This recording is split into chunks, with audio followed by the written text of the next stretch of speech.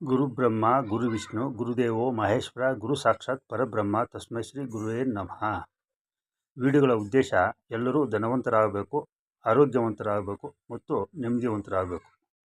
ಸ್ನೇಹಿತರೆ, ಇವತ್ತಿನ ದಿನ ವಿಶ್ವ ತಾಯಂದಿರ ದಿನ ಆಗಿರೋದ್ರಿಂದ, ಮದರ್ಸ್ ಡೇ ಆಗಿರೋದ್ರಿಂದ ತಾಯಿ ಬಗ್ಗೆ ಮಾತಾಡೋಣ. ಪ್ರಪಂಚದಲ್ಲಿರುವ ಎಲ್ಲ ನನ್ನ ತಾಯಂದಿರ ದೇವರುಗಳಿಗೆ ನನ್ನ ಸವಿನಯ ಸಾಷ್ಟಾಂಗ ನಮಸ್ಕಾರಗಳು. ಇವತ್ತಿನ ದಿನ ತಾಯಂದಿರ ದಿವಸದಲ್ಲಿ ಪ್ರಪಂಚನಾದ್ಯಂತ ಆಚರಿಸ್ತಾ ಇದ್ದೇವೆ. ಪ್ರತಿಯೊಬ್ಬರಿಗೂ ತಾಯಿ ಮಗುವಾಗಿ, ತಾಯಂದಿರು ಮಗುವಾಗಿ, ಟೀಚರಾಗಿ, ಸ್ನೇಹಿತರಾಗಿ, ಮಾರ್ಗದರ್ಶಕರಾಗಿ, ಕೊನೆಗೆ ತಾಯಿಯೇ ದೇವರಾಗಿ ಪ್ರತಿಯೊಬ್ಬರ ಬಾಳಿನಲ್ಲೂ, ಪ್ರತಿಯೊಬ್ಬರ ಜೀವನದಲ್ಲೂ ಒಂದು ಮಹತ್ವವಾದ ಪಾತ್ರವನ್ನು ತಾಯಿ ವಹಿಸ್ತಾಳೆ. ಅದಕ್ಕೆ ಬೆಲೆ ಕಟ್ಟೋಕ್ಕಾಗೋದಿಲ್ಲ. ತಾಯಿಯೇ ದೇವರಂತ ನಮ್ಮ ಎಲ್ಲ ರೀತಿಯಲ್ಲೂ ಅದು ಸತ್ಯವಾದ ಮಾತು. ಸ್ನೇಹಿತರೆ, ಈ ತಾಯಿ ಮಗುನ ಸಾಕೋದು, ಪ್ರೀತಿ ಮಾಡೋದು, ಎಲ್ಲ ಆಚಾರ ವಿಚಾರದಲ್ಲಿ ಮಾರ್ಗದರ್ಶನ ಆಗೋದು ಎಲ್ಲ ಸರ್ವೇ ಸಾಮಾನ್ಯ. ಆದರೆ ಕಡೆಗೆ ಅದೇ ತಾಯಿ ವಯಸ್ಸಾದ ಕಾಲದಲ್ಲಿ ಅವರ ಮಕ್ಕಳಿಗೆ, ಮೊಮ್ಮಕ್ಕಳಿಗೆ ಮಗುವಾಗಿ ಕಾಣ್ತಾಳೆ. ಆವಾಗ ಪ್ರತಿಯೊಬ್ಬರೂ ಆ ಮಹಾತಾಯಿಯನ್ನು ಮಗು ಥರನೇ ಸೇವೆ ಮಾಡಿ ಅವರ ಋಣ ತೀರಿಸ್ಕೊಳ್ಳಲು ಸಕಲ ಪ್ರಯತ್ನ ಮಾಡಬೇಕಾಗಿ, ಅವರವರ ಭಾವಕ್ಕೆ, ಅವರವರ ಅನುಕೂಲಕ್ಕೆ ತಕ್ಕಾಗಿ ಸೇವೆ ಮಾಡಿ ತಮ್ಮ ಋಣವನ್ನು ತೀರಿಸ್ಕೊಳ್ಳೋಕ್ಕೆ ಪ್ರಯತ್ನ ಮಾಡಬೇಕು. ಈ ಪ್ರಪಂಚದಲ್ಲಿ ಯಾವುದೇ ಋಣ ತೀರಿಸ್ಬೋದು, ಆದರೆ ತಾಯಿ ಋಣವನ್ನು ತೀರ್ಸೋಕ್ಕೆ ಸಾಧ್ಯ ಇಲ್ಲ ಅಂತ ಎಲ್ಲರಿಗೂ ಗೊತ್ತಿರುವುದು. ಪ್ರಯತ್ನ ಅಂತೂ ಪ್ರತಿಯೊಬ್ಬರೂ ಮಾಡಬೇಕಾಗಿ ತಮ್ಮಲ್ಲಿ ಈ ಮೂಲಕ ಕಳಕಳಿಯ ಮನವಿ.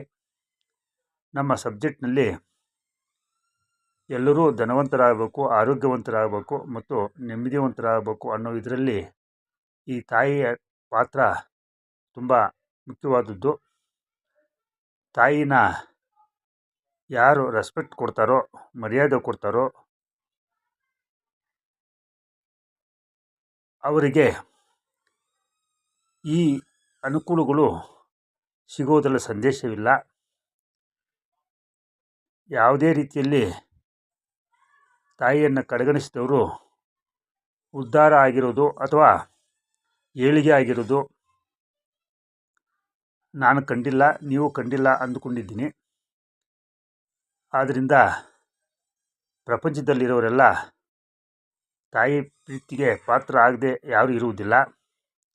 ಅಂಥವರು ತಾಯಿಗೆ ಮಹತ್ವವಾದ ಸ್ಥಾನ ಕೊಟ್ಟು ಅವರ ನೋವು ಸಂತೋಷದಲ್ಲಿ ಭಾಗವಹಿಸಿ ಅವರನ್ನು ಸಾಧ್ಯವಾದ ಅವರ ಅನುಕೂಲಕ್ಕೆ ತಕ್ಕಾಗಿ ಅವರನ್ನು ಚೆನ್ನಾಗಿ ನೋಡಿಕೊಂಡು ಅವರ ಜೀವಿತಾವಧಿ ಕಾಲದಲ್ಲಿ ಸುಖ ಸಂತೋಷವಾಗಿರುವಂಗೆ, ನೆಮ್ಮದಿಯಾಗಿರುವಂಗೆ, ಆರೋಗ್ಯವಂತರಾಗಿರುವಂಗೆ,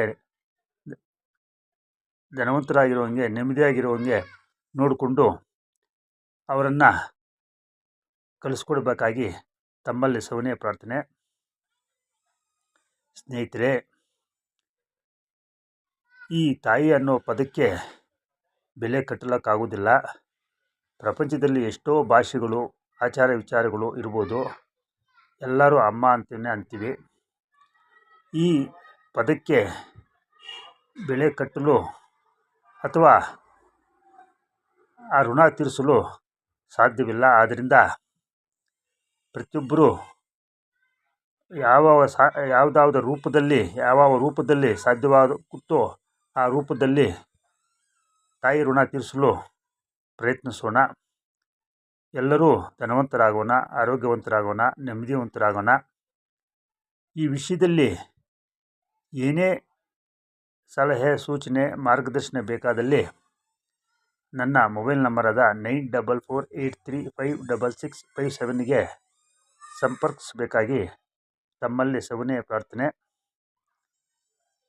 thank you universe. Thank you ಸ್ನೇಹಿತರೆ.